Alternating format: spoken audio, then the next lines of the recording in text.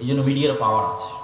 আপনি যদি মনে করেন আমেরিকাকে একচাটিয়ে দোষ দিবেন যে আমেরিকা ইসরায়েলকে সাপোর্ট দিচ্ছে, দোষ দেওয়া যাবে, তবে এর আর একটা ব্যাখ্যাও আছে। আর একটা ব্যাখ্যা হচ্ছে আমেরিকা ইসরায়েলকে তার জুলম হিসেবে যতটা না তাকে সাপোর্ট দেয়, অথবা জুলম হিসেবে যদি সাপোর্ট দেয়, তো তার পাশাপাশি একটা বড় অংশ থাকে সফট কর্নার। সে সফট কর্নারটা কি? সেটা হচ্ছে ইসরায়েলের ইহুদিরা এমনভাবে গত 100 বছরে ইউরোপ এবং আমেরিকার ব্রেন ওয়াশ করেছে মিডিয়া দিয়ে, যে ওদের চাইতে দুনিয়াতে মাজলুম আর কেউ না। একটা পয়েন্ট অফ ভিউ যেটা আমরা দেখতেছি সেটা কি, আমেরিকা ইসরায়েলকে সাপোর্ট দিচ্ছে তার জুলমে। এর মধ্যে আর একটা জিনিস আছে যেটা আমরা জানি না, সেটা হচ্ছে গত 100 বছরে ইহুদিরা এমনভাবে খ্রিস্টানদের ব্রেন ওয়াশ করেছে আমেরিকা এবং ইউরোপে, যে আমাদের চাইতে এই পৃথিবীতে মাজলুম কেউ না। তো যেটা বলছিলাম, যে গাজার শিশুদের কান্না যদি অভিশাপ হিসেবে পৃথিবীতে ফিরে আসে, এবং আসবেই, আজ হোক কাল হোক, আল্লাহ সুবহানাহু ওয়া তাআলা সেই প্রেক্ষাপট কিভাবে তৈরি করবেন আল্লাহ ভালো জানেন। তো সেই দিন শুধু ওই অভিশাপে ইসরায়েল ধ্বংস হবে না, বরং এই গাজার শিশুদেরকে চোখের সামনে মৃত্যুবরণ করতে দেখেও যে মুসলিম শাসকরা পদক্ষেপ নেয়নি, তাদের রাজত্ব ধ্বংস হয়ে যাবে।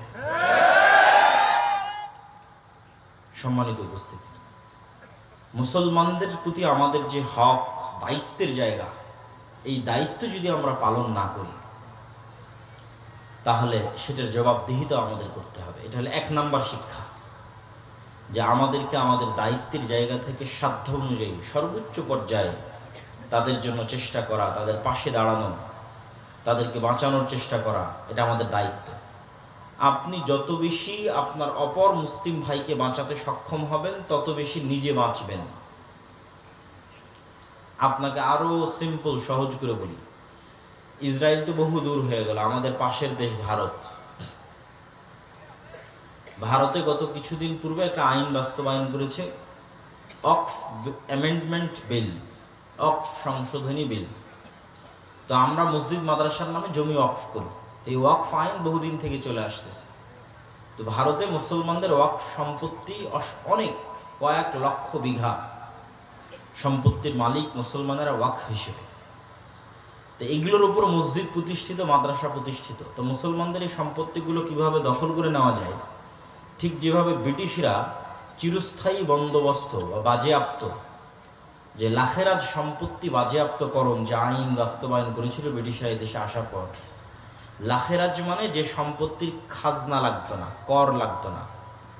লা খারাজা, এটা আরবি শব্দ, খারাজ মানে কর, ট্যাক্স, সেটাকে বাংলা হয়ে গেছে লাখেরাজ। লাখেরাজ সম্পত্তি বাজেয়াপ্ত করে।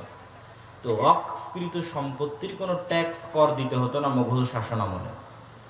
তো সেগুলো সব মসজিদ মাদ্রাসার নামে ওয়াকফ ছিল। পুরো ভারত, পাকিস্তান, বাংলাদেশের 5 ভাগের 1 ভাগ সম্পত্তি মসজিদ মাদ্রাসার নামে ওয়াকফ ছিল মুঘল শাসন আমলে। এখন কিন্তু আর ওগুলো একটাও পাবেন না। এখন যত মাদ্রাসায় দেখেন সব 100, 150, 200, মসজিদ দেখেন 100, 150, 200। দুই একটা খুব পুরাতন মসজিদ 500 বছরের পাওয়া যেতে পারে, কেননা সব সম্পত্তি ব্রিটিশরা বাজেয়াপ্ত করে সরকারি কোষাগারে দিয়ে দিয়েছিল এবং জমিদারদের মধ্যে বন্টন করে দিয়েছিল। ফলত সব মসজিদ মাদ্রাসা একদিনে সম্পত্তিবিহীন হয়ে গেছিল। ঠিক একইভাবে আজকের ভারত সরকার মুসলমানদের এই গত 150-200 বছরে যে সম্পত্তিগুলো তারা ওয়াকফ করেছে, মুঘল শাসনামলে যেগুলো করেছিল সেগুলো তো ব্রিটিশরা খেয়ে নিয়েছে। ব্রিটিশদের পর থেকে মুসলমানেরা যে গত 150-200 বছরে যা ওয়াকফ করেছে, সেটা ধ্বংস করার এবং সেটা খাওয়ার জন্য সকল বন্দোবস্ত সম্পূর্ণ, এবং মুসলমানদেরকে তাদের ধর্মীয় প্রতিষ্ঠানে সম্পূর্ণরূপে পঙ্গু করে দেওয়ার সকল রাস্তা তৈরি করা শেষ। এবং বিদ্বেষ কোন পর্যায়ে গেলে বাদশাহ আলমগীরের মতো একজন মহৎ বাদশার কবর পর্যন্ত খুঁড়ে তার লাশকে পর্যন্ত, মানে লাশের উপর পর্যন্ত রাগ মিটানোর যে খাহেশ, যে আগ্রহ, এই বিদ্বেষ কোথায় গেলে এই আগ্রহ হতে পারে। সম্মানিত উপস্থিতি, এখান থেকে কি বলতে চাচ্ছিলাম, এই ভারতের মুসলমানদের যদি আপনি বাঁচাতে না পারেন, তো একদিন আপনিও বাঁচবেন না। রোহিঙ্গার মুসলমানদের যদি আপনি বাঁচাতে না পারেন, দেখবেন আপনিও বাঁচবেন না। আজকে আরব বিশ্ব যদি গাজার মুসলমানদের বাঁচাতে না পারে, দেখবেন তারাও বাঁচবে না। এটা পৃথিবীর নিয়ম। আপনি যদি নিজে বাঁচতে চান তাহলে আগে আপনার প্রতিবেশীকে বাঁচাতে হবে। আপনার পাশে যে বাড়িতে আগুন লেগেছে সেই বাড়ির আগুন নিভাতে হবে, নাহলে সে আগুন আস্তে আস্তে আস্তে আস্তে আপনার বাড়িতে চলে আসবে। তাহলে আপনি যদি স্বাধীন থাকতে চান তাহলে আপনার পার্শ্ববর্তী দেশ রোহিঙ্গা মুসলমানদের স্বাধীনতা নিশ্চিত করতে হবে, ভারতের মুসলমানদের স্বাধীনতা নিশ্চিত করতে হবে, আরব বিশ্বের মুসলমানদের, গাজার মুসলমানদের স্বাধীনতা নিশ্চিত করতে হবে, তাহলে তারাও স্বাধীন থাকবে। নাহলে যেই বিস্ফোরা, ইসরায়েলের যে বিস্ফোরা, আজকে মনে করছেন গাজাকে মাটির সাথে মিশিয়ে দিয়েছে, কালকে জর্ডানকে মাটির সাথে মিশিয়ে দিবে না, লেবাননকে মাটির সাথে মিশিয়ে দিবে না, সিরিয়াকে মাটির সাথে মিশিয়ে দিবে না, এর কোনো গ্যারেন্টি নেই। এই জন্য মুসলমানদের সতর্ক হওয়া অতীব জরুরি। এখান থেকে আমাদের পরের প্রশ্ন, পরের শিক্ষার বিষয় হচ্ছে, কেন মুসলমানদের আজ এই অবস্থা? এই যে সমগ্র বিশ্বে মুসলমানদের উপর জুলমের স্টিম রোলার চলছে, মায়ানমারের আরাকান থেকে পার্শ্ববর্তী দেশ ভারত থেকে আরব বিশ্বের ইসরায়েল পর্যন্ত, চায়নার উইঘুর মুসলমান পর্যন্ত, সমগ্র বিশ্বে মুসলমানদের উপর যে জুলমের স্টিম রোলার চলছে, মুসলমানেরা এইভাবে গোলাম কিভাবে হয়ে গেল? এর পিছনের কারণ কি এবং এটার থেকে মুসলমানেরা মুক্তি পাবে কিভাবে? এর পিছনের কারণ এবং এর থেকে মুক্তি পাওয়ার মানদণ্ড যদি আমরা দাঁড় করাই, ফিলিস্তিন দিয়ে দাঁড় করানো যাবে। কিভাবে ফিলিস্তিন দিয়ে দাঁড় করানো যাবে? আগে আপনাকে এই ফিলিস্তিনের মাটির গুরুত্বটা বুঝতে হবে। যে আয়াত আমি তেলাওয়াত করেছি, আল্লাহ বলছেন, সুবহানাল্লাযী আসরা বিআবদিহি লাইলাম মিনাল মাসজিদিল হারাম ইলাল মাসজিদিল আকসা। মহাপবিত্র সে আল্লাহ যে তার বান্দাকে মক্কার হারাম থেকে, মানে মুহাম্মদ সাল্লাল্লাহু আলাইহি ওয়াসাল্লামকে মক্কার হারাম থেকে রাতের অন্ধকারে ওই মসজিদে আকসায় নিয়ে গেছেন, যেই মসজিদে আকসার চতুর্দিক আল্লাহ বরকত দিয়ে ঘিরে রেখেছে। আল্লাহু আকবার। কোরআনের আয়াতের অনুবাদ করলাম, বারাকনা হাওলা, যে মসজিদে আকসার চারিদিক আল্লাহ বরকত দিয়ে ঘিরে রেখেছে। আর এক আয়াতে আল্লাহ সুবহানাহু ওয়া তাআলা বলেছেন, ওয়ানাজ্জাইনাহু ওয়া লূতান ইলাল আরদিল্লাতী বারাকনা ফীহা লিল আলামিন। আমি আল্লাহ ইব্রাহিমকে আশ্রয় দিয়েছি ওই মাটিতে, আমি আল্লাহ লূতকে আশ্রয় দিয়েছি ওই মাটিতে, যেই মাটিতে আমি বরকত রেখেছি সমগ্র পৃথিবীর মানুষের জন্য। কোন মাটিতে আশ্রয় দিয়েছেন? ইব্রাহিম আলাইহিস সালাতু ওয়াস সালামের বাপের বাড়ি ইরাক। বাপ যখন বাড়ি থেকে বের করে দিয়েছে, ইরাক থেকে পালিয়ে উনি আশ্রয় নিয়েছেন জেরুজালেমে, ফিলিস্তিনে, শামে। তখন এই দেশের নাম ফিলিস্তিন ছিল না, শাম ছিল। ফিলিস্তিন, লেবানন, জর্ডান, ইসরায়েল, সিরিয়া, এগুলো সব হচ্ছে শাম। হাদিসে যেখানে শাম আসবে, তথা বাংলায় যেখানে, ইংরেজিতে যেখানে আমরা সিরিয়া বলবো, এগুলো সব তার অন্তর্ভুক্ত। ফিলিস্তিন শামের অন্তর্ভুক্ত, লেবানন শামের অন্তর্ভুক্ত, ইসরায়েল শামের অন্তর্ভুক্ত, জর্ডান শামের অন্তর্ভুক্ত, সিরিয়া নিজেও শামের অন্তর্ভুক্ত। তো ইব্রাহিম আলাইহিস সালাতু ওয়াস সালাম ইরাক থেকে শামে হিজরত করলেন, আর লূত আলাইহিস সালাতু ওয়াস সালামের কওমকে আল্লাহ উল্টিয়ে দিলেন, ধ্বংস করলেন। তখন লূত আলাইহিস সালাম ঈমানদারদের নিয়ে শামে আশ্রয় নিলেন, তথা জেরুজালেম, মসজিদে আকসা এবং তার পার্শ্ববর্তী অঞ্চলে আশ্রয় নিলেন। তো এই দুই নবী যেই মাটিতে আশ্রয় নিয়েছে, সেই মাটিকে আল্লাহ বলছেন যে আমি এই মাটিতে সমগ্র পৃথিবীবাসীর জন্য বরকত রেখেছি। আল্লাহু আকবার। লিল আলামিন, সমগ্র পৃথিবীবাসীর জন্য। সম্মানিত উপস্থিতি, এই মসজিদ আকসা মুসলমানদের যে ইতিহাস এবং ঐতিহ্য আছে, সেই ইতিহাস এবং ঐতিহ্যের সাথে কিভাবে সম্পৃক্ত। ইব্রাহিম আলাইহিস সালাতু ওয়াস সালামের বংশের দুইটা ধারা, একটা ধারার নাম বনু ইসরাইল, একটা ধারার নাম বনু ইসমাইল। একটা স্ত্রী সারার বংশধর আর একটা স্ত্রী হাজেরার বংশধর আলাইহিমা সালাতু ওয়াস সালাম। বনু ইসমাইল হচ্ছে উম্মতে মুহাম্মাদি, বনু ইসরাইল হচ্ছে ইসহাক আলাইহিস সালাতু ওয়াস সালাম এবং তার বংশধর, ইয়াকুব আলাইহিস সালাতু ওয়াস সালাম এবং তার বংশধর, ইসমাইলের ভাই ইসহাক এবং তার বংশধর, তারা হচ্ছে বনু ইসরাইল। তো বনু ইসরাইলের সকল নবী, দুই একজন বাদে সকল নবী এই জেরুজালেম, এই মসজিদে আকসায় প্রেরিত হয়েছে। এটা নবীদের শহর, এটা নবীদের স্থান। তার মধ্যে দুই একটা নবীর নাম আপনারা খুব ভালোভাবে জানেন, যেমন দাউদ এবং সুলাইমান। দাউদ এবং সুলাইমান সমগ্র পৃথিবীতে যে শাসন ব্যবস্থা প্রতিষ্ঠা করেছিল, যেই রাজত্ব আল্লাহ অতীতে কাউকে দেয়নি, ভবিষ্যতেও কাউকে দিবে না, সেই বিশাল রাজত্বের রাজধানী ছিল জেরুজালেম, মসজিদে আকসা।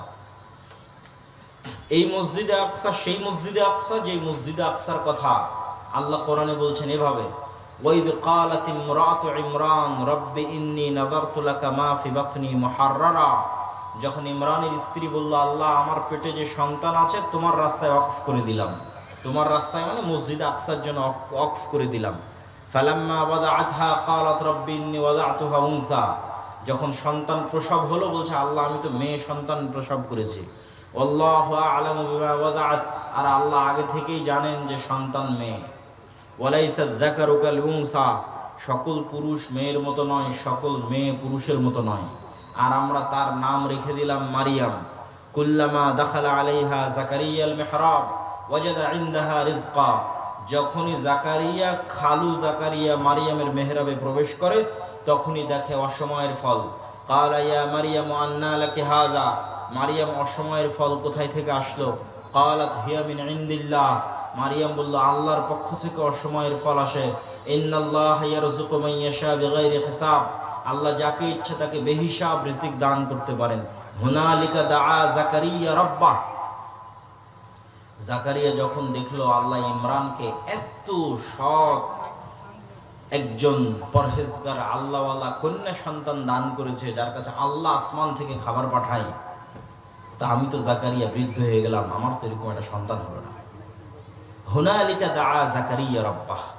তখন জাকারিয়া ওখানেই সালাতে দাঁড়িয়ে গিয়ে আল্লাহর কাছে দোয়া করতে লাগলেন, আল্লাহ আমাকে একটা সৎ সন্তান দাও।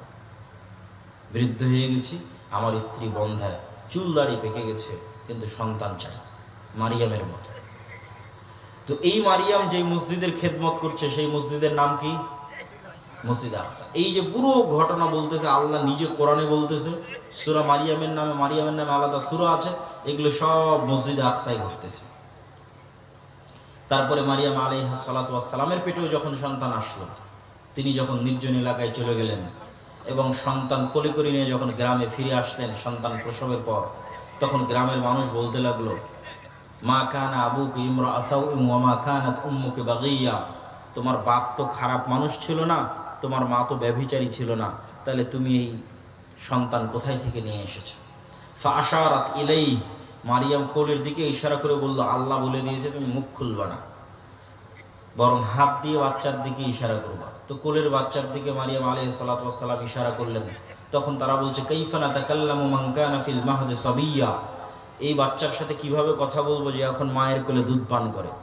তখন ঈসা আলাইহিস সালাতু ওয়াস সালাম মায়ের কোল থেকে বলে উঠছেন, ইন্নী আব্দুল্লাহ আতানিয়াল কিতাবা ওয়া জাআলানি নাবিয়্যা, আমি আল্লাহর বান্দা, আল্লাহ আমাকে কিতাব দিয়েছে, আল্লাহ আমাকে নবী করে পাঠিয়েছে। ওয়া আওসানি বিস সালাতি ওয়াজ যাকাতি মা দুমতু হাইয়্যা, আর আল্লাহ আমাকে আদেশ দিয়েছে যতদিন পৃথিবীতে বেঁচে থাকবো ততদিন যেন সালাত আর যাকাত আদায় করি। আল্লাহু আকবার। ছোট্ট বাচ্চা মায়ের কোলে কথা বলতেছে, কিন্তু প্রথম কথার মধ্যে আছে যে আল্লাহ আমাকে আদেশ দিয়েছে মরা পর্যন্ত কোন দুটো জিনিস আদায় করতে? সালাত এবং যাকাত। এটা কিন্তু মুহাম্মদ সাল্লাল্লাহু আলাইহি ওয়াসাল্লামের কথা বলছে, ঈসা আলাইহিস সালামের কথা বলছে। যখন তিনি মায়ের কোলে যেদিন প্রথম কথা বলেন সেই দিনই তিনি বলছেন আল্লাহ আমাকে আদেশ দিয়েছে সালাত আর যাকাত আদায় করতে। তাহলে সালাত যাকাত মুহাম্মদ সাল্লাল্লাহু আলাইহি ওয়াসাল্লামের নিয়ে আসা বিধান নয়, আগের থেকে সব নবীর উপর সালাত যাকাত ফরজ ছিল, সব নবীর উপর। তো এই ঘটনা কেন বললাম? তাহলে ঈসা আলাইহিস সালামের জন্মস্থান কোথায় হলো? জেরুজালেম। আজকের ফিলিস্তিন, আজকের যেই মসজিদ আকসা এবং তার পার্শ্ববর্তী অঞ্চল, সেটা যে ঈসা আলাইহিস সালামের জন্মস্থান। এটা কেন বললাম ঈসা আলাইহিস সালামের জন্মস্থান এবং দাউদ সুলাইমানের রাজত্বের কেন্দ্র? ঈসা আলাইহিস সালামের জন্মস্থান বলার পিছনে কারণ হচ্ছে আজকের বিশ্বের যেই ধর্মের অনুসারী সবচেয়ে বেশি, নাম কাওয়াস্তে কাগজে কলমে, বাস্তবে নয়, প্র্যাকটিক্যাল নয়। প্র্যাকটিক্যাল একটা খ্রিস্টান খুঁজে পাওয়া কঠিন। কেন খুঁজে পাওয়া কঠিন? ঈসা আলাইহিস সালাম নিজে বলতেছে প্রথম বাক্য, ইন্নী আব্দুল্লাহ, আমি আল্লাহর বান্দা। আর খ্রিস্টানরা বলতেছে আল্লাহর ছেলে, নাউজুবিল্লাহ। উনি মুখ দিয়ে প্রথম যে বাক্য উচ্চারণ করছেন, কোরআন বলছে ওনার মুখ দিয়ে উচ্চারিত প্রথম বাক্য হচ্ছে ইন্নী আব্দুল্লাহ, আমি আল্লাহর বান্দা। আর খ্রিস্টানরা বলতেছে তিনি নাকি আল্লাহর ছেলে। তাহলে তো এরা প্র্যাকটিক্যাল খ্রিস্টান হলো না? কাগজে কলমে নাম কাওয়াস্তে বর্তমান পৃথিবীতে খ্রিস্টান ধর্মের অনুসারী সবচেয়ে বেশি, মুসলমানদের চেয়ে বেশি। তাহলে এই যে পুরো খ্রিস্টান বিশ্বের যিনি নবী, তথা ইউরোপ এবং আমেরিকার মানুষেরা যাকে নবী হিসেবে মানে, তার জন্মস্থান হচ্ছে ফিলিস্তিন, জেরুজালেম। এই জন্য এখানে আরও একটা মজার জিনিস আছে। ইউরোপ আর আমেরিকার গর্ব হচ্ছে গায়ের রং, চামড়া সাদা, এবং এটাকে ভিত্তি করে তাদের দেশে রেসিজম চলে। আগে প্রচুর চলতো, এখন বাহ্যিকভাবে কমে গেছে, অন্তরে আছে। এটার কারণে আজ থেকে 70-80 বছর আগে কালো নিগ্রো আফ্রিকানদেরকে তারা গোলাম হিসেবে খাটাতো। কেন? এদেরকে তারা মানুষই মনে করতো না, just only for colour, skin colour, গায়ের চামড়ার রঙের কারণে। এবং এশিয়ানদেরকে, সেমেটিকদেরকে, যারা মেটে শ্যামা অথবা শ্যামা সাদা, মেটে সাদা, তাদেরকেও তারা নিম্ন হিসেবে তুলনা করে। কিন্তু ইউরোপিয়ান আর আমেরিকানরা এটাও ভুলে গেল যে তারা যাকে নবী হিসেবে মানতেছে তার গায়ের রং তাদের মতো নয়। ঈসা আলাইহিস সালামের জন্ম কোথায় হচ্ছে? ঈসা আলাইহিস সালামের জন্ম হচ্ছে জেরুজালেমে। ঈসা আলাইহিস সালাম সন্তান কার? ইব্রাহিমের। তাহলে ঈসা আলাইহিস সালাম এশিয়ান, সেমেটিক, অ্যারাবিয়ান। মুহাম্মদ সাল্লাল্লাহু আলাইহি ওয়াসাল্লামের গায়ের রং যা, আমার আপনার গায়ের রং যেমন, যদি কারো গায়ের রং মেটে উজ্জ্বল বর্ণের সাদা হয়, শ্যামা সাদা হয়, ধবধবে হলদে সাদা যে ইউরোপিয়ান আমেরিকান, সেই গায়ের চামড়া ঈসা আলাইহিস সালামের ছিল না। তাহলে তাদের যে গায়ের চামড়াকে ভিত্তি করে যে অহংকার, সেটার কোনো ভিত্তি থাকে না। এবং এখানে আরো একটা জিনিস শিখা আছে। আজকের ইসরায়েলে সবাই মাইগ্রেট করে এসেছে আমেরিকা এবং ইউরোপ থেকে, সবার গায়ের চামড়া ধবধবে সাদা। তো সে কেমনে ইব্রাহিম আলাইহিস সালামের সন্তান হয়? ইব্রাহিম আলাইহিস সালামের সন্তান হলে তো গায়ের চামড়া সেই রঙের, সেই কালারের ঠিক থাকতে হবে। কেননা তাদের যে অহংকার, সেই অহংকারের ভিত্তিটা কি? তাদের অহংকারের ভিত্তি আল্লাহ সুবহানাহু ওয়া তাআলা নিজে কোরআনে মাজিদে বলছেন যে আশাদ্দুন নাসে আদাওয়াহ, মুমিন এবং মুসলমানদের সাথে সবচেয়ে বেশি শত্রুতা করবে পৃথিবীতে দুইটা জাতি। একটা হচ্ছে পাশের দেশের ব্রাহ্মণ্যবাদী মুশরিকরা, আর একটা হচ্ছে ইসরায়েলের জায়নিস্ট ইহুদিরা। আল্লাহর কোরআনের আয়াত, আল্লাহ বলেছেন যে মুসলমানদের উপর সবচেয়ে বেশি শত্রুতা করবে ব্রাহ্মণ্যবাদী হিন্দুরা, জায়নিস্ট ইহুদিরা মুসলমানদের সাথে সবচেয়ে শত্রুতা করবে। তাহলে বাদ গেল কে? খ্রিস্টানরা শত্রুতার দিক থেকে অতটা থাকবে না। কেন থাকবে না? আল্লাহ তাদেরকে বলেছেন ওয়ালা যালিম, তারা সত্য জানে না, জানলে সত্য মেনে নিত। এই জন্য অতীতেও যত মানুষ ইসলাম গ্রহণ করেছে তার বেশিরভাগ খ্রিস্টান থেকে ইসলাম গ্রহণ করেছে। কিয়ামত পর্যন্ত যত মানুষ ইসলাম গ্রহণ করবে তার বেশিরভাগ খ্রিস্টান থেকে ইসলাম গ্রহণ করবে। কেননা তারা সত্য জানে না, জানলে মানবে। এই জন্য দেখবেন যে আজকের ইউরোপ আমেরিকায় সব নন মুসলিমরা মিছিল করতেছে ফিলিস্তিনের পক্ষে, যাদের নাম দিয়েছে ট্রাম্প সরকার বা ইসরায়েলের সরকার বা ইসরায়েলের মিডিয়া প্রো প্যালেস্টাইনিয়ান। যে প্রো প্যালেস্টাইনিয়ান যে প্রোটেস্ট হচ্ছে, তথা প্যালেস্টাইনকে সাপোর্ট করে যে প্রোটেস্টটা হচ্ছে, 90% সব নন মুসলিম এবং খ্রিস্টান। এইটা আজ থেকে 10-15 বছর আগে দেখা যায়নি কেন? আজ থেকে 10-15 বছর আগে মিডিয়া কুক্ষিগত ছিল। বিবিসি, সিএনএন, নিজস্ব যে মিডিয়ার চ্যানেল সেটা কুক্ষিগত ছিল। এখন তো ইনস্টাগ্রাম, টুইটার, ফেসবুক ওপেন, সারা পৃথিবীর মানুষ দেখতে পাচ্ছে যে এখানে জুলম হচ্ছে। ওই যে আল্লাহ বলেছে ওয়ালা যালিম, খ্রিস্টানরা পথভ্রষ্ট, জানলে কথা বলবে। তো খ্রিস্টানরা যখন জানতেছে যে এখানে জুলম হচ্ছে, চোখের সামনে দেখতে পাচ্ছে যে গাজাতে জুলম হচ্ছে, তখন তারাও মিছিল মিটিং করতেছে। এই জন্য মিডিয়ার পাওয়ার আছে। আপনি যদি মনে করেন আমেরিকাকে একচাটিয়ে দোষ দিবেন যে আমেরিকা ইসরায়েলকে সাপোর্ট দিচ্ছে, দোষ দেওয়া যাবে, তবে আর একটা ব্যাখ্যা আছে। আর একটা ব্যাখ্যা হচ্ছে আমেরিকা ইসরায়েলকে তার জুলম হিসেবে যতটা না তাকে সাপোর্ট দেয়, অথবা জুলম হিসেবে যদি সাপোর্ট দেয়, তো তার পাশাপাশি একটা বড় অংশ থাকে সফট কর্নার। সে সফট কর্নারটা কি? সেটা হচ্ছে ইসরায়েলের ইহুদিরা এমনভাবে গত 100 বছরে ইউরোপ এবং আমেরিকার ব্রেন ওয়াশ করেছে মিডিয়া দিয়ে যে ওদের চাইতে দুনিয়াতে মাজলুম আর কেউ না। একটা পয়েন্ট অফ ভিউ যেটা আমরা দেখতেছি সেটা কি? আমেরিকা ইসরায়েলকে সাপোর্ট দিচ্ছে তার জুলমে। এর মধ্যে আর একটা জিনিস আছে যেটা আমরা জানি না, সেটা হচ্ছে গত 100 বছরে ইহুদিরা এমনভাবে খ্রিস্টানদের ব্রেন ওয়াশ করেছে আমেরিকা এবং ইউরোপে যে আমাদের চাইতে এই পৃথিবীতে মাজলুম কেউ না। এটা তৈরি করতে সহযোগিতা করেছে কোনটা? ওই যে হিটলার 60 লক্ষ ইহুদিকে গ্যাস চেম্বারে ঢুকিয়ে হত্যা করেছিল।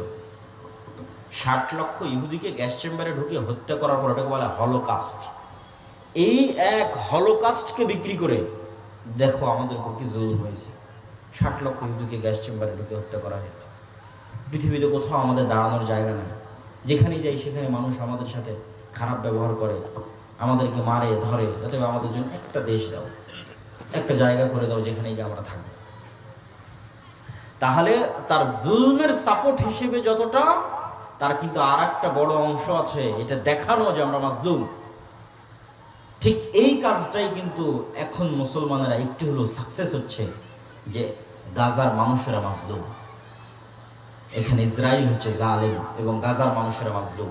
এটাই ওপেন সোশ্যাল মিডিয়ার এই সোর্সিং থাকার কারণে ইউরোপ এবং আমেরিকার যারা সাধারণ মানুষ, তাদের পক্ষে এই বিষয়টা বোঝা এবং গ্রহণ করা সহজ হচ্ছে এবং তারা এটার পক্ষে অবস্থানও প্রকাশ করতেছে।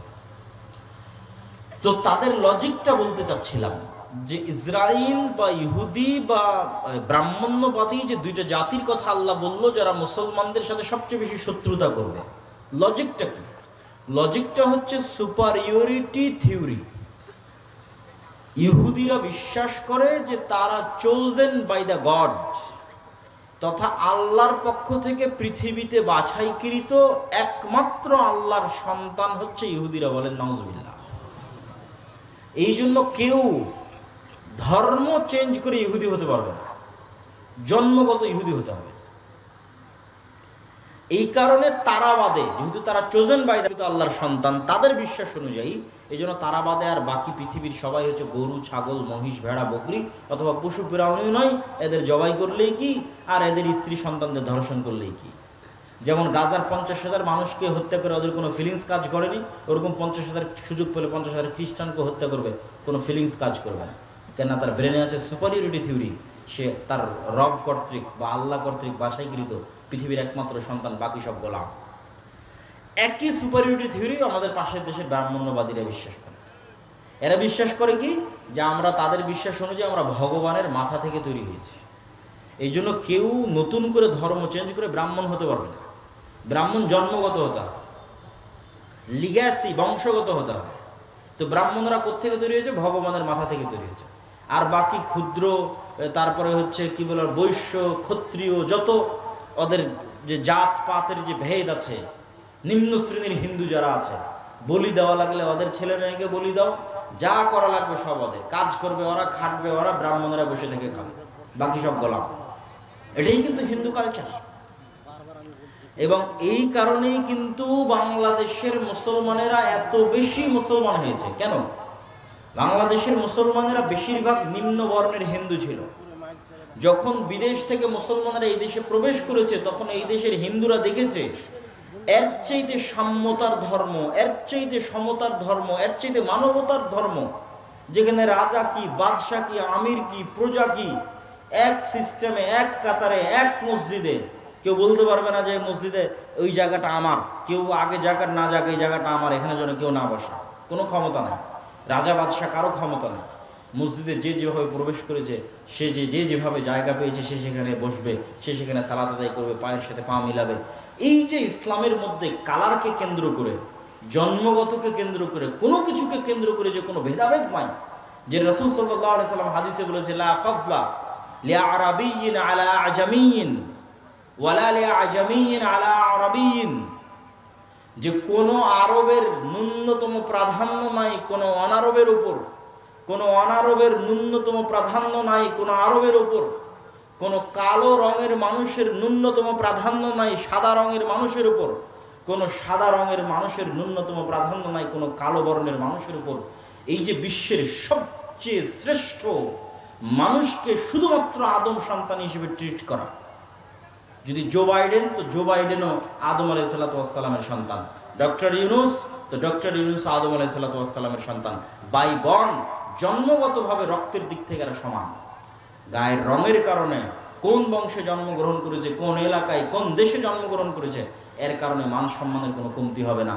মান সম্মানের কমতি হবে কাজের কারণে, কর্মের কারণে। তো যখন এই অঞ্চলের নিম্নবর্ণের হিন্দুরা দেখলো যে তো এর চেয়ে শ্রেষ্ঠ ধর্ম হয় না, তখন দলে দলে ইসলাম গ্রহণ করেছে। তাহলে ওখানে ইহুদিদের সুপারিয়রিটি থিওরি, এখানে হিন্দুদের সুপারিয়রিটি।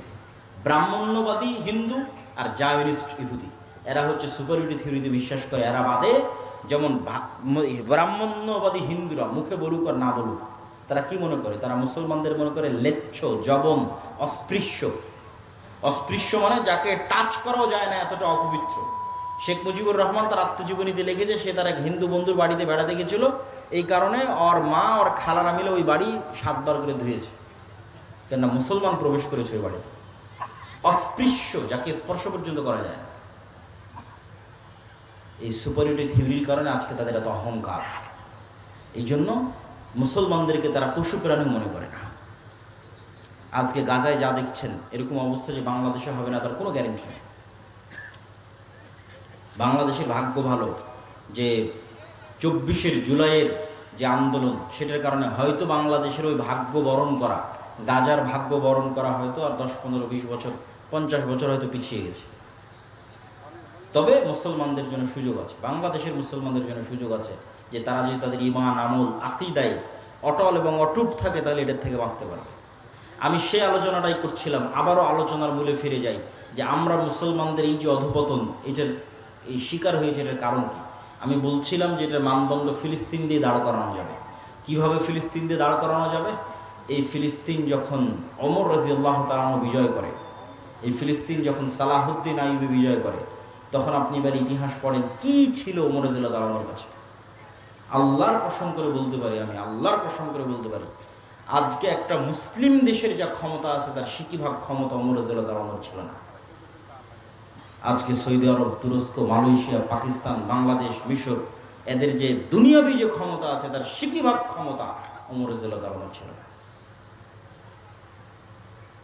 রোমান এম্পায়ারের সাথে তুলনা করলে কিছুই না। তাহলে কি দিয়ে ওমর রাদিয়াল্লাহু তাআলা জেরুজালেম বিজয় করলেন?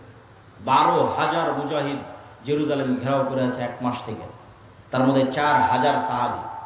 আবু উবাইদা ইবনুল জাররাহ চিঠি লিখেছে আমিরুল মুমিনিন খলিফাতুল মুসলিমিন ওমর ইবনুল খাত্তাবের কাছে যে পাদ্রীরা বলছে আপনি না আসলে চাবি হস্তান্তর হবে না।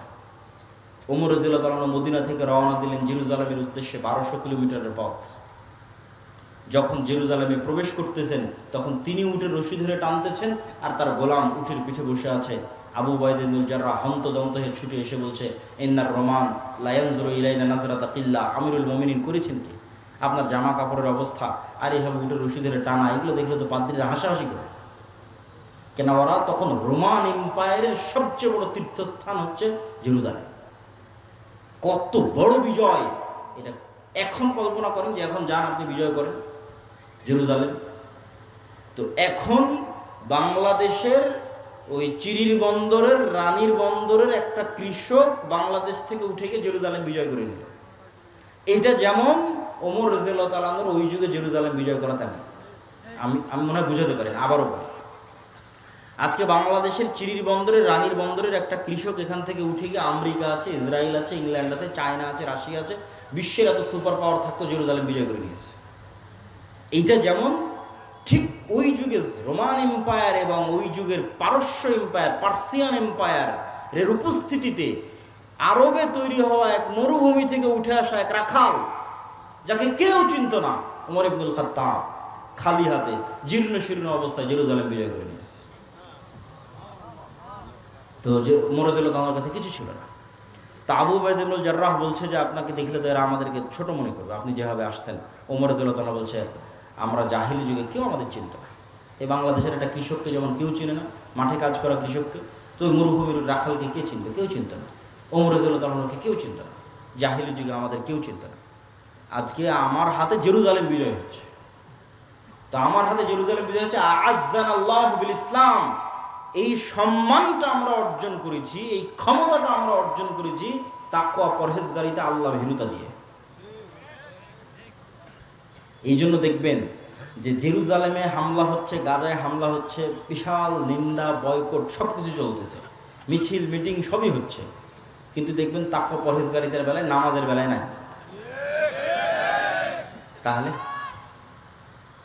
তাহলে আপনি ওই মানদণ্ডে দাঁড়াতে পারছেন না যে মানদণ্ডের উপর বিজয় হবে, যে মানদণ্ডের উপর বিজয় হয়েছে।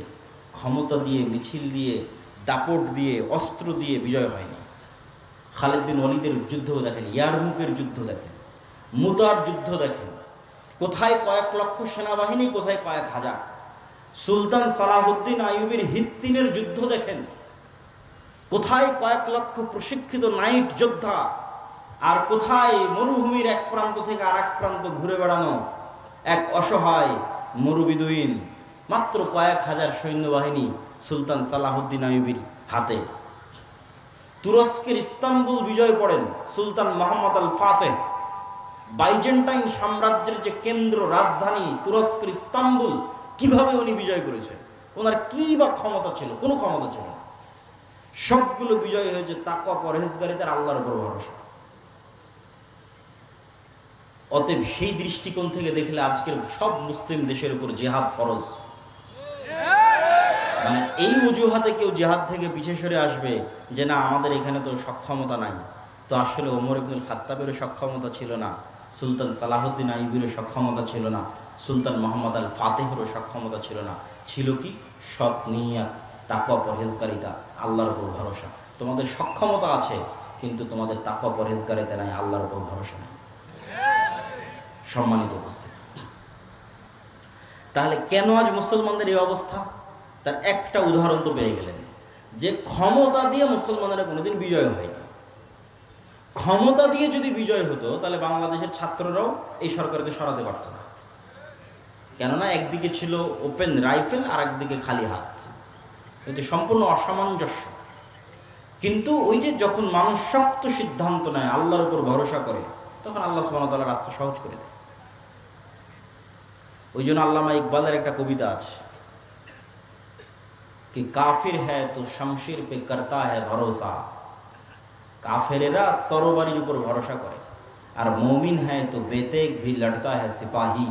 আর যদি মুমিন হয় তো ঢাল তলোয়ার ছাড়াই যুদ্ধের মাঠে ঝাঁপিয়ে পড়ে। কেননা মুমিনের কাছে শাহাদতের মৃত্যু সবচেয়ে প্রিয়। এবং আল্লামা ইকবালের আরও একটা কবিতা আছে এটাকে, এই বিষয়টাকে তুলে ধরার জন্য। তো হুনার আজমা হাম জিগার আজমায়েঙ্গে। তোর কাছে অস্ত্র আছে, তুই তোর রাইফেল আর বম যত আছে সব পরীক্ষা কর, আর আমরা কিসের পরীক্ষা দিব? আমরা হচ্ছে জীবনের পরীক্ষা দেব। তোর রাইফেলের গুলিতে মরে যাব, তোর বমের আঘাতে শহীদ হয়ে যাব, কতগুলো মারবে, মেরে ফেলে। তো হুনার আজমা হাম জিগার আজমায়েঙ্গে। তোর হাতে রাইফেল আছে, আমার কলিজা আছে। এটা আল্লামা ইকবালের কবিতা। তো যখনই মানুষ মৃত্যুকে পরোয়া করে না এবং মৃত্যুকে পেছনে ফেলে দিয়ে সামনের দিকে আগায়, তখন বিজয় সুনিশ্চিত। কিন্তু এই যে দুনিয়ার ঐশ্বর্য, দুনিয়ার উন্নয়ন, দেখবেন যে একদিকে গাজায় ক্রন্দন চলছে, আর একদিকে দেখবেন দুবাইয়ের কথা বলেন বা যে কোনো দেশের কথা বলেন, দেখবেন রঙ্গলীলায় মত্ত। তো ওই দুনিয়ার ওই নেশা ছেড়ে দিয়ে কিভাবে জেহাদে অবতীর্ণ হবে? তখনই অবতীর্ণ হতে পারবে যখন দুনিয়ার এই মূল্যটা হারিয়ে যাবে। এই জন্য আল্লাহ শিক্ষা দেন, মানে জেহাদে অবতীর্ণ হওয়ানোর জন্য আল্লাহ শিক্ষা দেন। শাস্তি না পেলে ঠিক হয় না মানুষ। সিরিয়ারা, আজকে সিরিয়ার মানুষজন বিজয় হয়েছে 20 বছর থেকে যুদ্ধ করতেছে। আফগানিস্তানেরা বিজয় হয়েছে 30 বছর থেকে যুদ্ধ করতেছে, মানে মরতে মরতে মরতে মরতে মরতে মরতে তারা মরা শিখেছে। ফিলিস্তিনের মানুষেরও বিজয় হবে, তারাও জানের কুরবানি দিচ্ছে। কিন্তু যারা এই তামাশা দেখছে তাদের উপরও কিন্তু এই শাস্তি আযাব নেমে আসবে, নেমে আসার আগে যতক্ষণ সতর্ক না হবে। তাহলে এখানে আরেকটা বিষয় আমাদের মনে রাখতে হবে যে আমরা এই অবস্থায় দাঁড়িয়ে কেন? এই গোলামির জিঞ্জির আমাদের গলায় কেন? এই গোলামির জিঞ্জির আমাদের গলায় এর আরেকটা গুরুত্বপূর্ণ কারণ আমার দৃষ্টিতে মনে হয়েছে, আমি সব বক্তব্যে বলেছি, আপনারা শুনেছেন কিনা আমি জানি না, আমি বলেছি আজকের যুগের মুসলমানেরা আজকের যুগের বানু ইসরাইল। আজকের যুগের মুসলমান বানু ইসরাইল মানে তার আগে বানু ইসরাইল কারা? পবিত্র কোরআন খোলেন, পবিত্র কোরআনের সূরা বাকারার একটা বড় অংশ জুড়ে আল্লাহ বানু ইসরাইলদের কথা বর্ণনা করেছে। তো বানু ইসরাইলদের কথা আল্লাহ কোরআনে বর্ণনা করেছে, আমি দুই একটা বলি তাহলে বুঝবেন বানু ইসরাইল কারা। এবার ওদের সাথে আমাদের মিলাবে। বানু ইসরাইলের বর্ণনা আল্লাহ দিচ্ছে যে বানু ইসরাইলেরা চোখের সামনে দেখলো যে ফেরাউন ডুবে গেল। বানু ইসরাইলেরা চোখের সামনে দেখলো যে ফেরাউন ডুবে গেল। চোখের সামনে ফেরাউনকে ডুবতে দেখার পরও বানু ইসরাইলরা মুসা আলাইহিস সালামকে বলছে, লান নুমিনা লাকা হাত্তা নারাল্লাহ জাহরা। মুসা, তোমার আল্লাহর উপর ততক্ষণ ঈমান আনবো না যতক্ষণ না তোমার আল্লাহকে নিজে চোখে না দেখবো। বলে নাউজুবিল্লাহ, তুই এর চেয়ে বড় কি দেখবি? তোর চোখের সামনে ফেরাউন ডুবে গেল, সমুদ্রের মধ্যে 12টা রাস্তা তৈরি হলো, এবং যে 12টা রাস্তাতে তোরা পার হয়ে গেলি, সেই 12টা রাস্তা যখন ফেরাউন পার হতে লাগলো তখন সে 12টা রাস্তা পানিতে মিশে ফেরাউন ডুবে গেল। এরপরে কেমনে একটা জাতি বলতে পারে ততক্ষণ তাওরাতে বিশ্বাস করবো না যতক্ষণ আল্লাহকে সচক্ষে না দেখছি? শুধু কি তাই? এই সমুদ্র যখন পার হয়ে গেল তখন এটা মরুভূমি। তুর পাহাড় যদি কোনোদিন দেখতে পান, মিশরে যদি কোনোদিন যান, তুর পাহাড় যদি দেখেন, তাহলে দেখবেন তুর পাহাড় এবং তার আশেপাশের পুরো অঞ্চল মরুভূমি, আর আরেক পাশের অঞ্চল সমুদ্র। তো যেই সমুদ্র মুসা আলাইহিস সালাম পার হয়েছে, আর এই তুর পাহাড়ের আশেপাশে মুসা আলাইহিস সালাম ঘুরপাক খাচ্ছে সমুদ্র পার হওয়ার পর, ফেরাউনের মৃত্যুর পর। তো মরুভূমিতে তো পানিও বের হবে না, মরুভূমিতে তো কোনো ফসলও হবে না। তাহলে পানি বলতে সমুদ্রের পানি, সমুদ্রের পানি তো লবণ পানি। তো লবণ পানি খাবে কীভাবে? ওয়াইজ ইস্তাসকা মূসা লিকওমিহি ফাকুলনা যরিব বিআসাকাল হাজার ফানফাজারাত মিনহু ইসনাতা আশারাতা আইনা। যখন বনু ইসরাইল মুসা আলাইহিস সালামকে বলল মরুভূমিতে পানির ব্যবস্থা নাই, তোমার আল্লাহকে বলো পানির ব্যবস্থা করে দিতে, তখন আমরা মুসাকে বললাম, মুসা তোমার হাতের লাঠি পাথরে আঘাত করো। যখন মুসা আলাইহিস সালাম বিসমিল্লাহ বলে হাতের লাঠি পাথরে আঘাত করলেন, তখন মরুভূমির মধ্যে পানির কোনো উৎস ছাড়াই পাথরের মধ্যে থেকে 12টা ঝর্ণা বের হয়ে গেল। আল্লাহ, তাই পানির ব্যবস্থা হয়ে গেল। খাবার, আল্লাহ বলছে তোমাদের জন্য জান্নাত থেকে মান্নার সালোয়া পাঠাবো খাবার হিসেবে। প্রতিদিন সকালবেলা মান্না সালোয়া আসতে লাগলো। মান্না সালোয়া কি? মান্না সালোয়া হচ্ছে এক উন্নত প্রজাতির পাখি আর পৃথিবীর সর্বোন্নত প্রজাতির মাশরুম। তো এই মান্না সালোয়া নিয়ে যখন আমি একবার গবেষণা করেছিলাম, তখন দেখেছিলাম, এখনকার দাম কম বেশি হতে পারে, যে আজকের পৃথিবীর সর্বোন্নত যে মাশরুম, এই সর্বোন্নত মাশরুমের বর্তমান 1 কেজি মাশরুমের দাম বাংলা টাকায় 4 থেকে 5 লক্ষ টাকা। আল্লাহু আকবার! 1 কেজি মাশরুমের দাম 4 থেকে 5 লক্ষ টাকা। সেই খাবার আল্লাহ ফ্রিতে দিত। তাহলে মরুভূমিতে পানি বের হয়ে গেল, মরুভূমিতে জান্নাত থেকে খাবার আসে। তারপরে বনু ইসরাইল বলছে লান নাসবিরু আলা তুআমিন ওয়াহিদ ফাদউ লানা রাব্বাক। এগুলো সব সূরা বাকারা থেকে আমি পড়তেছি। তোমার আল্লাহকে বলো এই রোজ এক খাবার ভাল লাগে না, আল্লাহকে বলো এই মরুভূমির থেকে ডাল, চাল, রসুন, পেঁয়াজ, আদা বের করে দিতে। তখন মুসা আলাইহিস সালাম আল্লাহর সাথে কথা বললেন। আল্লাহ বলছে ঠিক আছে, এই মরুভূমি পার হওয়ার পর সুজলা সুফলা শস্য শ্যামলা একটা এলাকা আছে, যেটা তোমার বাপদাদার, মুসা আলাইহিস সালামের বাপদাদার। মুসা আলাইহিস সালামের বাপদাদার কিভাবে? মুসা আলাইহিস সালামের বাপদাদার কিভাবে, এটা বোঝার জন্য 1-2 মিনিটে বুঝিয়ে দিচ্ছি। সমুদ্র পার হওয়ার সময় কয়টা রাস্তা তৈরি হয়েছিল? 12টা। ঝর্ণা ফাটার সময় কয়টা ঝর্ণা বের হলো? আল্লাহ কিন্তু কোরআনে বলছে ইসনা আশার, 12টা। এটা হচ্ছে ইউসুফ আলাইহিস সালামের 12 ভাই, ইয়াকুব আলাইহিস সালামের 12 সন্তান। ইউসুফ আলাইহিস সালামের 12 ভাইয়ের পরবর্তী বংশধর হচ্ছে তারা।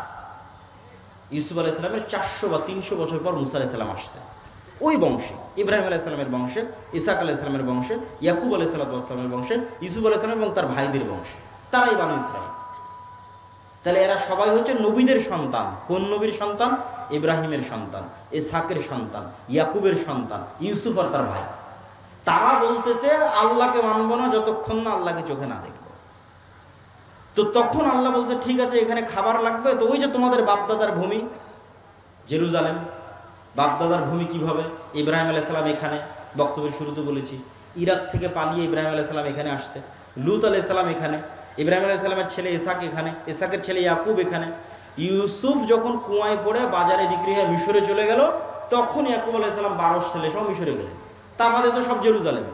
তাহলে আজ 400 বছর পর, ওই যে 400 বছর আগে ইউসুফ আলাইহিস সালাম মিশরে গেছিল, তারপর ভাইয়েরা মিশরে গেছিল, আজ 400 বছর পর বনু ইসরাইলকে আল্লাহ বলছে, মুসা আলাইহিস সালামকে আল্লাহ বলছে তোমার বাপদাদার ভূমি, যেখানে ইব্রাহিম থাকতো, ইসাক থাকতো, ইয়াকুব থাকতো, ওটা সুজলা সুফলা শস্য শ্যামলা, যাও যুদ্ধ করে বিজয় করো।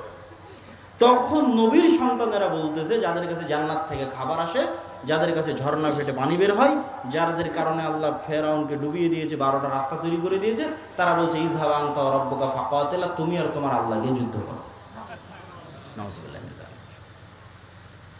তাহলে এরা হচ্ছে বনু ইসরাইল। তো এদের সাথে মুসলমানদের তুলনা কি? এরা নবীর সন্তান হওয়ার পর কতটা ধোঁকাবাজ, কতটা শঠতাপূর্ণ, কতটা মুনাফিক, কতটা মিথ্যুক, কথা দিয়ে কথা রাখে না, কৌশল করে, কূটকৌশল করে, চালাকি করে, ধোঁকা দেয়। এক পর্যায়ে মুসা আলাইহিস সালাম বিরক্ত হয়ে গেছে। ফাফরুক বাইনানা, আল্লাহ আমি আর আমার কওমের দায়িত্ব পালন করতে পারবো না। মুসা আলাইহিস সালাম রিজাইন পত্র দিয়ে দিয়েছে, পদত্যাগ পত্র জমা দিয়ে দিয়েছে, ক্লান্ত হয়ে গেছে। তো ওরা যেমন, ওই বনু ইসরায়েলেরা যেমন মিথ্যুক, ধোঁকাবাজ, শঠতা, মুনাফিক হয়ে গেছিল, আজকের যুগের মুসলমানেরা তাই হয়ে গেছে। এটা আপনি আপনার আশেপাশে যে কোনো জায়গায় তাকালে দেখতে পাবেন যে হুবহু বানু ইসরায়েলের চরিত্র মুসলমানদের মধ্যে চলে এসেছে। আর এই কারণেই আল্লাহ বানু ইসরায়েলের এত লম্বা ঘটনা কোরআনে বলে রেখেছে, কেন আল্লাহও জানে একদিন উম্মতে মুহাম্মাদে বানু ইসরায়েল হবে, তো এটা পড়ে যেন শিখে, এদের ঘটনাগুলো পড়ে যেন শিখে, এটা আল্লাহও জানে যে উম্মতে মুহাম্মাদের বানু ইসরায়েল হয়ে যাবে। এই জন্য রাসূলুল্লাহ সাল্লাল্লাহু আলাইহি ওয়াসাল্লাম বলেছেন আয়াতুল মুনাফিক সালাসা, মুনাফিকের আলামত তিনটা: কথা বললে মিথ্যা বলে, গালি দেয়, ওয়াদা ভঙ্গ করে, মিথ্যা বলে, এগুলো হচ্ছে মুনাফিকের আলামত। এবার আপনি আপনার আশেপাশে দেখেন, নামাজ ঠিক আছে, দাড়ি ঠিক আছে, টুপি ঠিক আছে, হজ ঠিক আছে, ওমরা ঠিক আছে, সব ঠিক আছে, এমনকি ফিলিস্তিনের গাজায় যদি যান, মিশরে যদি যান, দেখবেন যে সব কিছু ঠিক আছে, কিন্তু একটা জায়গায় ধরা খেয়ে যাবে। দেখবেন যে নিজের মুসলমান ভাইয়ের রক্তের উপর বিক্রি করে দালালি চলতেছে। একটা টাকা আপনি মিশর থেকে গাজায় পাঠাবেন, শুধু সিন্ডিকেট আর দালালের কারণে এই টাকাটা গাজার মধ্যে যেতে যেতে যেতে যেতে যেই পরিমাণে দাম বাড়ে, মিশরে যদি 500 পাউন্ডে একটা খাসি কিনতে পাওয়া যায়, তাহলে গাজার মধ্যে ঢুকতে ঢুকতে ঢুকতে ঢুকতে শুধু সিন্ডিকেট দালাল, সিন্ডিকেট দালাল, সিন্ডিকেট দালাল, ঢুকতে ঢুকতে এই টাকায় ওই খাসি আর 5000 পাউন্ডও খুঁজে পাওয়া যাবে না। অথচ এই সমস্ত সিন্ডিকেট এবং দালালেরা মুসলমান, এরা এই দালালি আর সিন্ডিকেটের ব্যবসা করতেছে। আর মরা যে ভাই এখন মরবে, খাবার পায় না, ওই ভাই যে মৃত্যুর মুখ, তার মুখে খাবার দিতে হবে, তার টাকার সাথে ব্যবসা করতেছে। এ হলো মুসলমান ইসরায়েল, মিথ্যুক, ধোঁকাবাজ, সততাপূর্ণ, দুর্নীতিবাজ।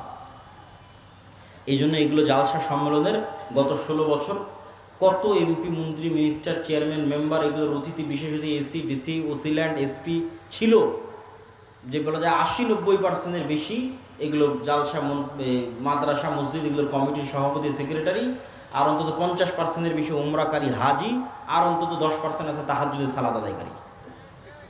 কিন্তু নিজ নিজ দায়িত্বের জায়গায় সবগুলো মিথ্যুক, চোর আর বাটপার।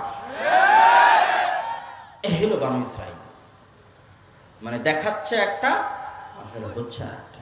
বানু ইসরাইল এগুলো হচ্ছে গোলামের স্বভাব। তবে এই যে গোলামের স্বভাব আমরা চলে এসেছি, আপনাদের মনে কি এটা প্রশ্ন হয় না যে ইব্রাহিম আলাইহিস সালামের সন্তানেরা কেমন এরকম হয়ে গেল? প্রশ্ন হয় না? হয় না? এই প্রশ্নের উত্তর নিতে হবে। তো এই প্রশ্নের উত্তর দেওয়ার আগে, তার আগে 2 মিনিট একটা জরুরি একটা আবেদন আছে, যে আপনাদের মধ্যে এই প্রতিষ্ঠানের সহযোগিতার জন্য হয়তো চাদর নিয়ে যাবে, আপনারা অবশ্যই প্রতিষ্ঠানের সহযোগিতা করবেন।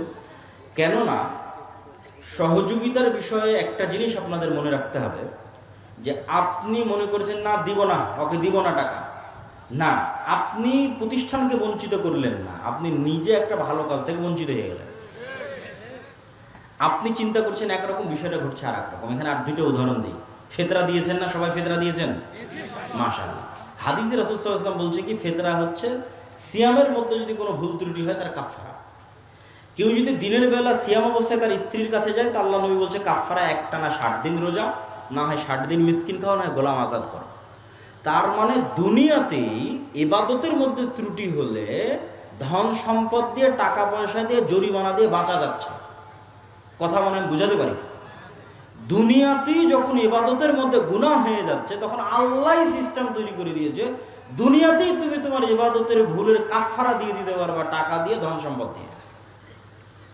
এই সিস্টেম কিয়ামতের মাঠেও চলবে।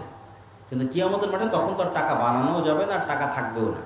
তাহলে এখন যারা আগে থেকে সেভিং অ্যাকাউন্টে জমা করে রাখবে টাকা পয়সা, ধন দৌলত আল্লাহর কাছে, আল্লাহকে কর্জ দিয়ে রাখবে, আল্লাহগুলোকে আবাদ করবে, বাড়াবে। আল্লাহ বলছে তুমি যেমন একটা ধানের গাছ পুতলা, সেখান থেকে যেমন 100 ধানের শীষ বের হবে, আমার কাছে টাকা দাও, আমি এটাকে বাড়াতেই থাকবো, বাড়াতেই থাকবো, বাড়াতেই থাকবো। তারপরে কিয়ামতের মাঠে তুমি যেদিন উপস্থিত হও, উপস্থিত হয়ে দেখবা কার নামে গীবত করেছো, কাকে অপবাদ দিয়েছো, কোথায় ঠিক মতো নামাজ পড়োনি, কোথায় রোজা ছুটে গেছে, কত রকমের এলোমেলো হয়ে গেছে। তখন তোমার এই টাকা দিয়ে আস্তে আস্তে কাফারা হবে, তুমি বেঁচে জান্নাতে চলে যাবা। এই জন্য আব্দুর রাজ্জাক বিন ইউসুফ বলেছে যে দান হচ্ছে শক্তিশালী, পাওয়ারফুল ইবাদত, অন্য সবগুলোকে কাভার দিতে পারে, আর কোনো ইবাদত আর একটাকে কাভার দিতে পারে না। হজে যান, দেখবেন যে একটা ইবাদত ছুটে গেছে, কথার কথা আপনি একটা ভুল করে ফেলেছেন, তখন আপনাকে মুআল্লিম বলবে দম দিতে হবে। দম কি? এটা খাসি জবাই করতে হবে। তো খাসি জবাই করতে কি লাগবে? টাকা লাগবে। তো টাকা দিয়ে খাসি জবাই করে হজের একটা ভুল শুধরে গেছে। সম্মানিত উপস্থিতি, তা আপনাদের মধ্যে যারা চাদর হাতে যাবে আমাদের বক্তব্য অব্যাহত থাকবে এবং খুবই গুরুত্বপূর্ণ আলোচনা, না শুনে অধৈর্য হয়ে আপনারা যাবেন না, তার মধ্যে সহযোগিতাও করতে থাকবেন। তো আমরা প্রশ্ন কি করেছিলাম, ইব্রাহিম আলাইহিস সালাতু ওয়াস সালামের সন্তানেরা এইভাবে মুনাফিক নিমক হারামে পরিণত হলো, এর কারণ জানার দরকার আছে না নাই? আছে। আমি আমার গবেষণায় যে কারণ বের করেছি এবং আমার মনে হয়েছে এটাই কারণ, ইতিহাস তার প্রমাণ বহন করে, ইতিহাস তার সাক্ষী বহন করে। সেই কারণটা হচ্ছে যে ইউসুফ আলাইহিসসালামের মৃত্যুর পর, ইউসুফ আলাইহিসসালাম মারা গেল। ইউসুফ আলাইহিসসালাম যতদিন বেঁচে ছিল ভাইয়েরাও মন্ত্রী, মিনিস্টার, চেয়ারম্যান, মেম্বার, বড় বড় পদে ছিল। ইউসুফ আলাইহিসসালামের মারা যাওয়ার পর যেই বংশের সাথে জোট করে ইউসুফ আলাইহিসসালাম ক্ষমতায় ছিল, ওই বংশের নাম হাকসুস বংশ। ওই হাকসুস বংশের পতন হয়ে নতুন বংশ ক্ষমতায় আসলো, তাদের নাম ফারাও। তো ফারাওরা বললো যে আগের হাকসুসদের মারবো তো মারবো, ওদের সাথে যাদের জোট ছিল ইউসুফ আর এদের ভাই, এদেরকেও মারবো। তো যখন ইউসুফ আর এদের ভাইদের মারতে গেল, তখন বড় বড় জ্যোতিষী, বড় বড় পাদ্রী, জাদুকরেরা বলল, এই ফারাওরা শোনো, তোমাদের যদি কোনোদিন ক্ষমতার পতন হয় তাহলে বানু ইসরাইলদের মধ্যেই পতন হবে, ইউসুফ আর ইউসুফের ভাইদের মধ্যেই এমন সন্তান জন্ম নেবে যে তোমার ক্ষমতাকে ধ্বংস করে দিবে। তো ফেরাউনের মাথা আরো নষ্ট হয়ে গেল, আরো জুলুমের স্টিম রোলার বাড়িয়ে দিল। তো এই জুলুম চলল 300 বছর। ফেরাউনের জুলুম বানু ইসরাইলের উপর চলেছে 300 বছর।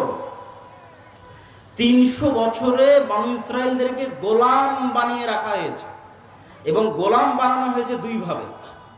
এক, সুদী অর্থনীতি। আপনি বলেন ওই যুগে আবার সুদী অর্থনীতি কোথায় থেকে আসলো? জি, কারুন হচ্ছে ফেরাউনের যুগের মানুষ। কারুন সমগ্র মিশরে সুদী অর্থনীতি পরিচালনা করত। সুদী অর্থনীতি দিয়ে, লোন দিয়ে, যেহেতু গোলাম হয়ে গেছে, টাকা নাই, টাকা লাগলে লোন নিতে হবে, লোনের উপর আবার সুদ, লোনের উপর আবার সুদ। একদিকে লোনের উপর আবার সুদ, আর একদিকে পলিটিক্যালি কোনো ক্ষমতা নাই, পুরুষ সন্তান জন্ম নিলে জবাই করে দাও, ভয়ঙ্কর অবস্থা। তো 300 বছরের গোলামিতে তাদের ব্যক্তিত্ব, আত্মমর্যাদা, আত্মসম্মান সব ধ্বংস হয়ে গেছে। যেমন আমি যদি একটা উদাহরণ আপনাকে দিই, যে ধরেন এখানে দুইজন গোলাম বসে আছে, আমি বললাম যে এই যে একটা রুটি তোমাদের জন্য দিলাম, তখন এই দুই গোলাম 3 দিন থেকে না খেয়ে আছে, টাকা পয়সা উপার্জনের কোনো রাস্তা নাই, যেহেতু গোলাম। টাকা নিতে হলে সুদের ভিত্তিতে লোন দিয়ে নিতে হবে কারুনের কাছ থেকে। সুদের ভিত্তিতে লোন দিয়ে নিতে নিতে বেশি লোন হয়ে গেছে, ওটাও শোধ করতে পারে না, তাহলে কই যাবে? তখন এই দুই গোলাম ওই একটা রুটিনে কাড়াকাড়ি লেগে গেছে। তো একটা রুটিনে কাড়াকাড়ি লেগে গেছে, একটা রুটিনে মারামারি লেগে গেছে। তাহলে একটা রুটির জন্য গোলাম কি বলবে? মিথ্যা বলবে। একটা রুটির জন্য গোলাম কি করবে? আরেকজনকে মারবে। একটা রুটির জন্য গোলাম কি করবে? আরেকজনকে হত্যা করবে। একটা রুটির জন্য গোলাম কি করবে? দুর্নীতি করবে। একটা রুটির জন্য গোলাম কি করবে? ধোঁকা দিবে। এইভাবে তখন গোলামের নেচার তৈরি হয়, মিথ্যা বলা, ধোঁকা দেওয়া, মুনাফিক হওয়া স্বভাব তৈরি হয় যখন মানুষ গোলাম অবস্থায় বড় হয়। আর এই কারণেই আল্লাহ সুবহানাহু ওয়া তাআলা মূসা আলাইহিস সালাতু ওয়াস সালামকে বানু ইসরাইলদের সাথে বড় করেনি। আল্লাহ চাইলে অন্য কোনো অলৌকিক কারিশমা দিয়ে বানু ইসরাইলদের সাথেই মূসা আলাইহিস সালামকে বড় করতে পারতেন, কিন্তু বানু ইসরাইলেরা তো সব গোলাম। তো গোলামদের সাথে যদি মূসা আলাইহিস সালাম বড় হয়, তাহলে মূসা আলাইহিস সালামের মেন্টালিটি গোলামদের মতো হয়ে যাবে। আত্মমর্যাদা থাকবে না, আত্মসম্মান থাকবে না, স্বাধীনতা বোধ থাকবে না, চেতনা থাকবে না, কিচ্ছু থাকবে না। এমনকি গোলামের মেন্টালিটি আর স্বাধীন মানুষের মেন্টালিটি যে পার্থক্য হয়, আপনি ভারতের যে কোনো একটা মুসলিম গ্রাম আর পাকিস্তানের যে কোনো একটা মুসলিম গ্রাম আর বাংলাদেশের যে কোনো একটা মুসলিম গ্রামে যান, মেন্টালিটির পার্থক্য দেখবেন। কিন্তু 1947 আগে এই মেন্টালিটির পার্থক্য ছিল না, ঠিক মোঘল শাসন আমলে আরও ছিল না। তো আমরা ন্যূনতম গোলামি থেকে বেঁচে আছি, এই জন্য আমাদের আত্মমর্যাদা, আত্মসম্মান একরকম কাজ করে। তো মূসা আলাইহিস সালাতু ওয়াস সালামের আত্মসম্মান, আত্মমর্যাদা, রাজার বাড়িতে প্রিন্স হিসেবে মানুষ হয়েছে। খাবারের জন্য কাড়াকাড়ি করতে হয়নি, আর একজনকে ধোঁকা দিতে হয়নি, টাকা নিয়ে মারামারি করতে হয়নি, মিথ্যা বলতে হয়নি, দুর্নীতি করতে হয়নি। রাজার বাড়ি, প্রিন্স অবস্থায় মানুষ হয়েছে। তাহলে আত্মমর্যাদা, স্বভাব, চরিত্র, সম্মান সব 100তে 100 আছে। 100তে 100 আছে, তার প্রমাণও কোরআনের মধ্যে দেওয়া আছে। প্রমাণ কি? একদিন মুসা আলাইহিস সালাম বাইরে বের হয়েছে, দেখছে ফেরাউনের একটা লোক বানু ইসরায়েলের একটা লোকের উপর জুলুম করছে। তো যদি মুসা আলাইহিস সালাম বানু ইসরায়েলদের সাথে বড় হতো, তো মুসা আলাইহিস সালাম মনে করতো আমরা তো গোলাম, এটা আমাদের ভাগ্য, কি করার, আমরা তো এই জুলুম সহ্য করেই আসতেছি। কিন্তু যেহেতু মুসা আলাইহিস সালাম স্বাধীন অবস্থায় বড় হয়েছে, তো জুলুম ওনার সহ্য হয়নি, এক থাপ্পড় দিয়ে ফেরাউনের ওই লোককে ওখানে মেরে ফেলে গেছে, ওখানে হত্যা করে। তাহলে এই যে এক থাপ্পড় উনি উঠালেন, উঠিয়ে ফেরাউনের একটা লোককে মেরে ফেলে দিলেন, এই সাহসটা গোলামের হয় না, এই সাহসটা একজন স্বাধীন আত্মমর্যাদা সম্পন্ন মানুষের। তাহলে নবীর সন্তানদের চরিত্র ধ্বংস হয়ে গেছে 300 বছরের গোলামির কারণে। এই জন্য গোলামদের সাথে আর এক স্বাধীন মানুষের মিলে না। এই জন্য স্বাধীন মানুষ মুসা আলাইহিস সালাম বিরক্ত হয়ে আল্লাহকে বলছে, আল্লাহ এদের দায়িত্ব আমি আর পালন করতে পারবো না, এদের থেকে আমাকে দূরে সরিয়ে নাও, কেন এদের মেন্টালিটি সঠিক না, গোলাম অবস্থায় বড় হয়েছে। তো ঠিক আমরা এই যুগের মুসলমানেরা আজ থেকে 150, 200, 300 বছর আগের মুসলমানদের থেকে আলাদা কেন? আজ থেকে 200, 300